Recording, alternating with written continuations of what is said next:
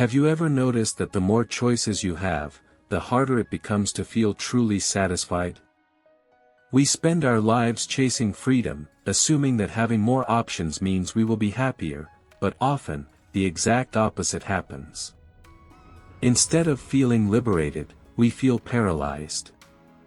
Hey everyone, welcome back. Today we are diving into one of the strangest truths about modern life.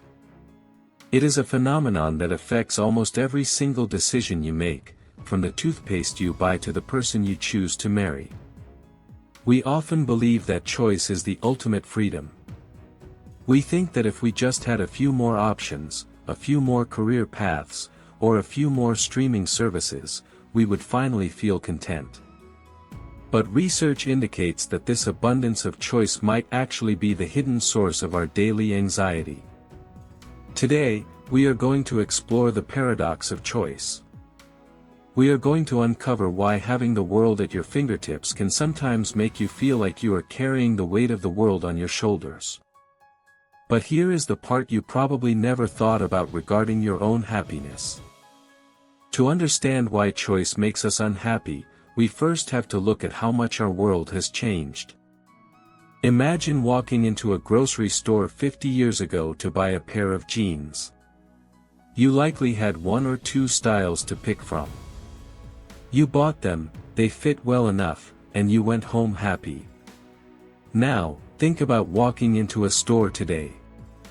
You have slim fit, relaxed fit, boot cut, stone washed, acid washed, and button fly. There are hundreds of variations. On the surface, this looks like progress. But psychologists suggest that when we are faced with this many options, our brain does not feel freedom, it feels pressure. When there was only one option, if the jeans were okay, you were satisfied. Now, with 100 options, if your choice isn't absolutely perfect, you feel a lingering sense of disappointment. You wonder if one of the other 99 pairs would have been better. This is the first crack in the foundation of our happiness.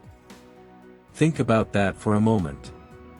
The very existence of other options casts a shadow over the choice you actually made. This leads us to a concept known as decision fatigue.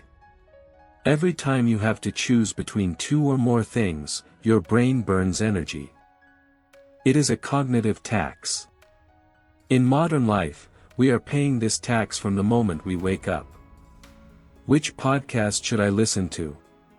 Which email should I answer first? What should I have for lunch? By the time you get to the big decisions, like where to live or who to date, your emotional battery is often depleted. Many people describe this as a fog, a feeling of just wanting someone else to tell them what to do. It explains why you might spend an entire day making complex decisions at work, only to come home and feel completely unable to decide what to eat for dinner. But here is the surprising part. This overload doesn't just make us tired, it changes who we are. Psychologists often observe a shift in personality when people are inundated with options. They distinguish between two types of decision makers: maximizers and satisficers. A maximizer is someone who needs to be assured that every purchase or decision is the absolute best that can be made. They read every review, check every price, and compare every feature. In a world of infinite choice, the maximizer is set up for misery because it is impossible to check every single option. On the other hand, the satisficer is someone who settles for something that is good enough and meets their standards, without worrying about whether a better option exists. Research indicates that while maximizers might objectively make better choices, satisficers are almost always happier with their lives. This next insight might explain so much about your daily life, especially if you struggle with perfectionism.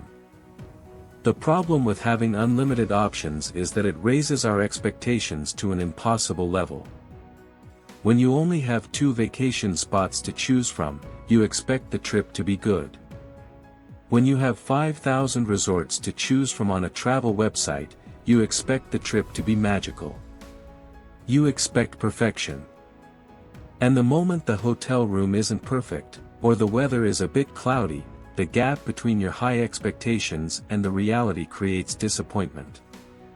You find yourself thinking, I could have gone to that other place. This mental loop robs you of the joy of the present moment. You aren't experiencing the vacation you are on, you are mourning the phantom vacation you didn't take. And here is where the paradox gets even stranger. This dynamic is tearing apart our ability to commit, not just to products, but to people. Dating apps have created a marketplace of romance where the next potential partner is just a swipe away. On the surface, this should make finding love easier. But many people notice that it actually makes them less likely to settle down.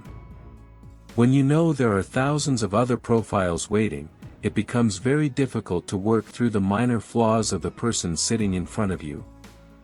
You might find yourself thinking, sure, they are nice, but is there someone funnier? Someone taller? Someone more successful? This is the fear of better options. It keeps us in a state of perpetual browsing, never truly investing in one person because we are terrified of missing out on someone better. Most people don't notice this happening, but this fear of missing out, or FOMO, is actually a form of grief. Every time you choose one path, you are killing off all the other possibilities. In a low-choice world, this was easy to accept. In a high-choice world, the sense of loss can feel overwhelming. If you choose to become a graphic designer, you are mourning the life where you became a lawyer or a chef. The more options you have, the more unlived lives you accumulate in your mind. This can create a low-level background anxiety, a feeling that no matter what you are doing, you should be doing something else. It is a restless energy that prevents you from ever feeling fully settled. But this next insight is where everything clicks regarding self-blame. When you have no choice, you can blame the world. If the only car available is a clunker, you say, well, that is just how the world is. You don't take it personally. But when you have 500 cars to choose from and you pick a lemon, who is to blame? You are. You had all the information. You had all the options. And you still messed up. Psychologists suggest that this shift, from blaming the world to blaming ourselves, is a major contributor to modern sadness. We internalize every dissatisfaction as a personal failure of judgment. We think, if I were just smarter, or more careful, I would be happier. But the truth is, the game is rigged. With that many choices, dissatisfaction is almost guaranteed. And this is the moment the paradox reveals its true cost. It affects our resilience. When we feel like we can always undo a choice or swap it for something else, we never do the hard work of learning to love what we have. If you buy a chair and you can't return it, you psychologically adapt. You find things to like about it. You make it work. This is a healthy psychological process called synthetic happiness. But if you know you can return the chair for a full refund at any time, you never fully commit to liking it. You keep looking for its flaws. By keeping our options open, we are actually preventing our brains from doing the work that makes us happy. We remain in a state of tentative attachment, always with one foot out the door, waiting for the upgrade. However, it is not all bad news. Once you understand this paradox, you can start to dismantle it. Many people find it helpful to simplify their choices artificially. This is why some of the most successful people in the world wear the same outfit every day. They are removing a choice from their morning to save that energy for things that matter. You can do this too. You can decide to only shop at one grocery store. You can decide to only look at 3 websites before booking a hotel. By setting these arbitrary limits, you are actually gifting yourself freedom. You are stepping out of the paralysis and back into action. Some people notice more peace when they practice being a satisficer intentionally. This implies changing your goal from finding the best to finding what is good. When you find a movie that looks good, just watch it. Don't check the reviews. Don't scroll for another 10 minutes. Just press play. The joy of the movie often comes from the experience of watching it, not the experience of selecting it. It is about trusting that good enough is actually great. It is about realizing that the hunt for perfection is the very thing that is chasing happiness away. Experts often suggest focusing on what matters most rather than what is possible. Just because you can do anything doesn't mean you should try to consider everything. This brings us to the concept of second-order decisions. This is a rule you make once that eliminates future decisions. For example, a rule like, I always buy the second cheapest wine, or, I always exercise on Tuesday mornings, removes the burden of choice. You don't have to debate with yourself every time. You just follow your own rule. This structure acts as a quiet refuge in a noisy world. It creates a space where your mind can rest. Think about the times in your life when you were happiest. They were likely times when you were fully immersed in an experience, not standing on the sidelines evaluating it. Happiness is a state of immersion, and choice is a state of evaluation. You cannot be fully immersed and fully evaluating at the same time. By choosing to stop looking for something better, you allow yourself to sink into the beauty of what is right in front of you. You allow yourself to be present.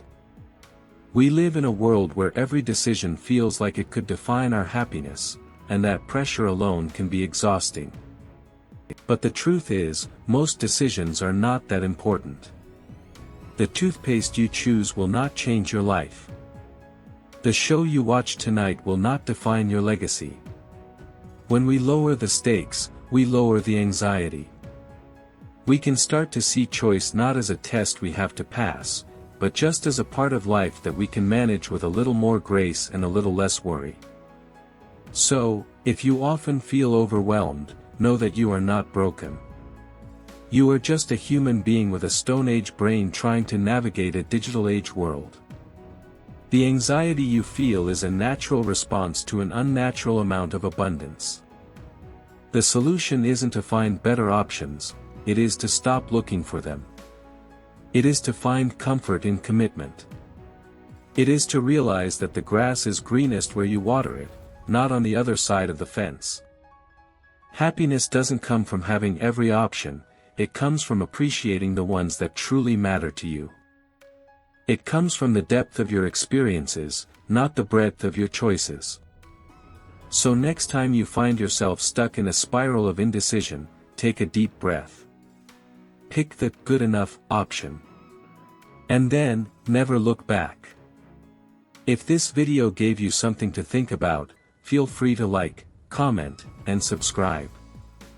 I'd love to hear your thoughts. Are you a maximizer or a satisficer? Let me know in the comments below. Thanks for watching, and I'll see you in the next one.